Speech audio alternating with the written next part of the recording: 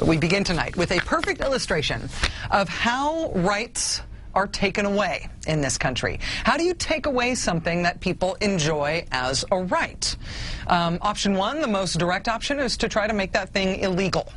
But if it turns out that you are treading on people's constitutionally protected rights in order to try to make this thing illegal, then the courts, of course, will stop you, and you'll be left with fuzzier options. You could try persuading people not to do this thing you disapprove of. You could try persuasion. You could try scaring people. You could try threatening people. Or you could go about making it so difficult to do the thing you disagree with that even though you can't technically outlaw it, you can de facto prohibit it by making it almost impossible for anyone to do it. That last option is a very effective means of eliminating rights in America, eliminating them even when it's illegal to technically take that right away.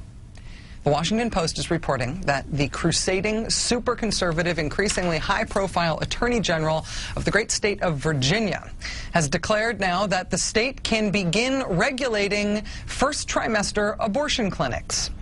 Because the anti-abortion movement chased abortion services out of many hospitals and doctors' offices, it is a service that is largely provided in specialized clinics now. And right now in Virginia, these clinics are regulated in the same way as other offices where patients receive other forms of outpatient services, places where you get oral surgery or plastic surgery.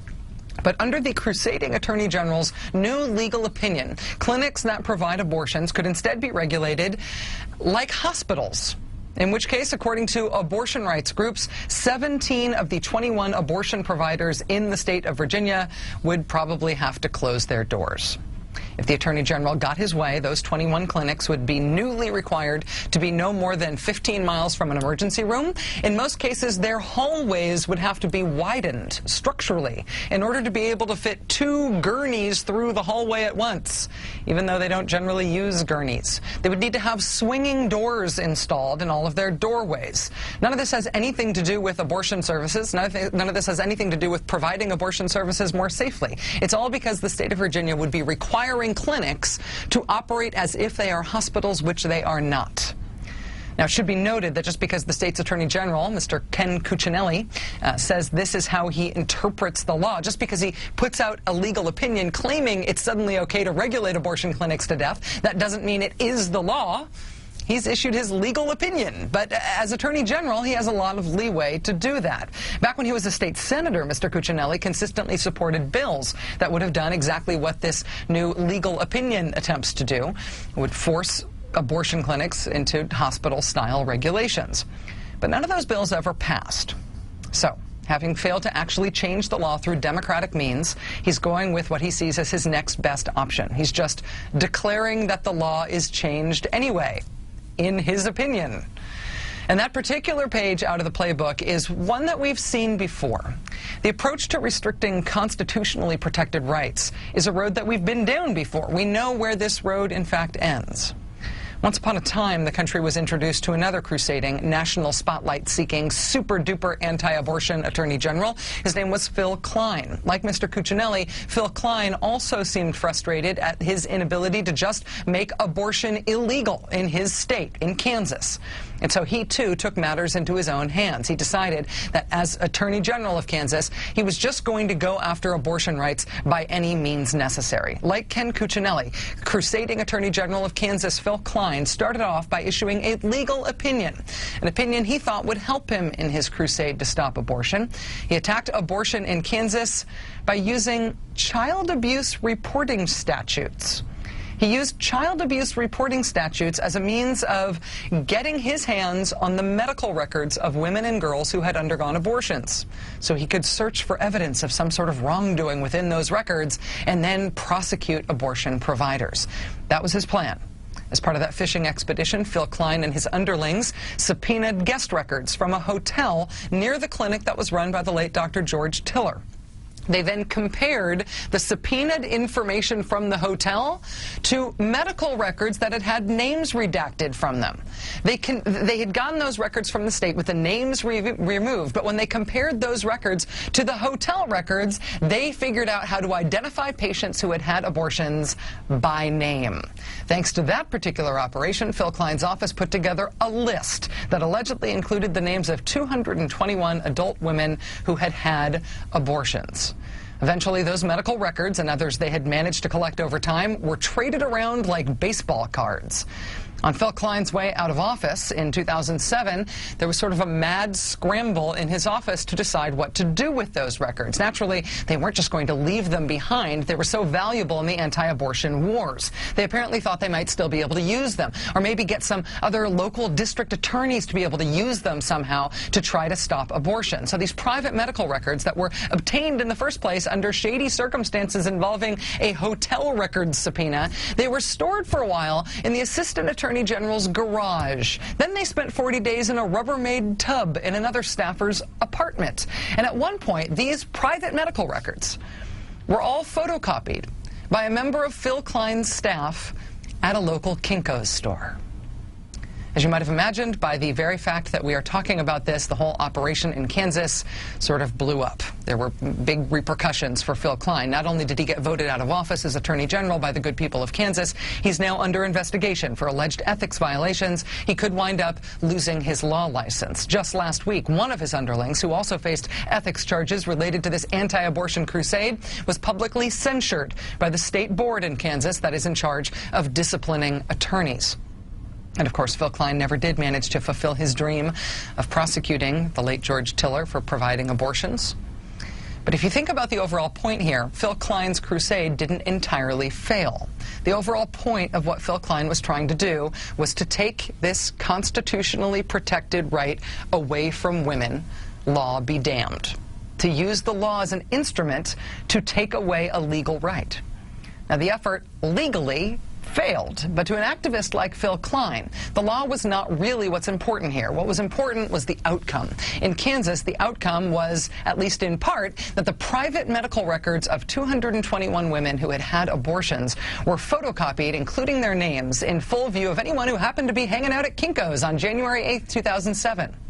The result is that every woman who has had an abortion or thought about having an abortion or who thinks she might someday need an abortion will now have to wonder whether she will be followed to a clinic or to a hotel near the clinic by crusading anti-abortion activists from a state attorney general's office, whether her medical records will get passed around by people who think of private medical records as opposition research.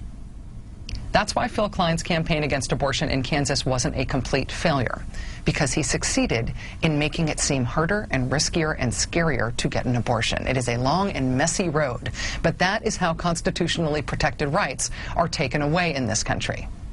And now, in Virginia, Act 2. Joining us now is Tarina Keene, Executive Director of NARAL Pro-Choice in Virginia. Tarina, thanks very much for your time today. Appreciate it. Oh, thank you so much for having me, Rachel. Let me first ask you about this legal opinion that's been issued by your state's Attorney General, Ken Cuccinelli. Is the strategy to make it too costly for abortion clinics in Virginia to stay in business? Oh, absolutely.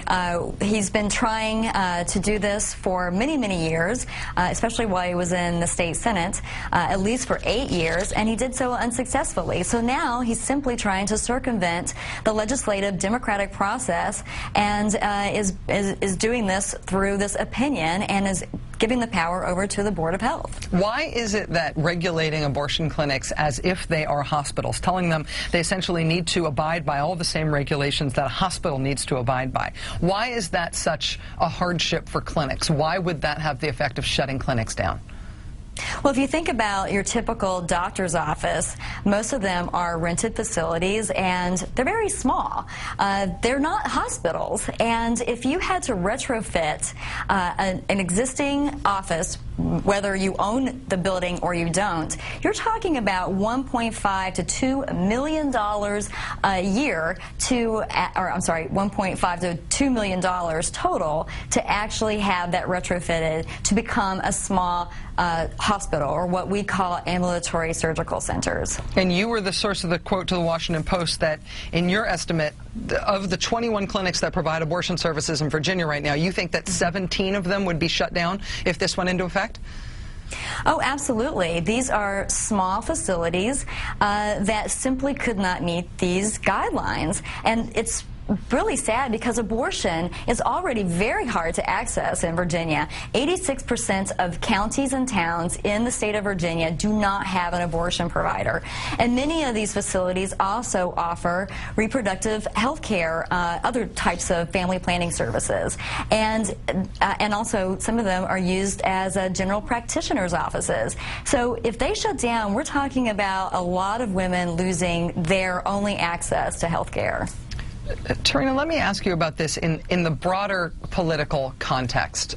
Phill Kline in Kansas, Bob McDonnell in Virginia, Ken Cuccinelli in Virginia. These are politicians who, Republican politicians, conservative politicians, who made their vociferous opposition to abortion part of their campaign for office.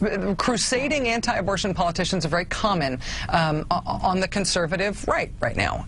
On the other hand, crusading for abortion rights, to protect a woman's right to choose, is something you hear very little about, even from very progressive Democrats who are running for office. Do you think that Republicans have been able to sort of steal this debate? Would it help to have Democrats campaigning on this issue?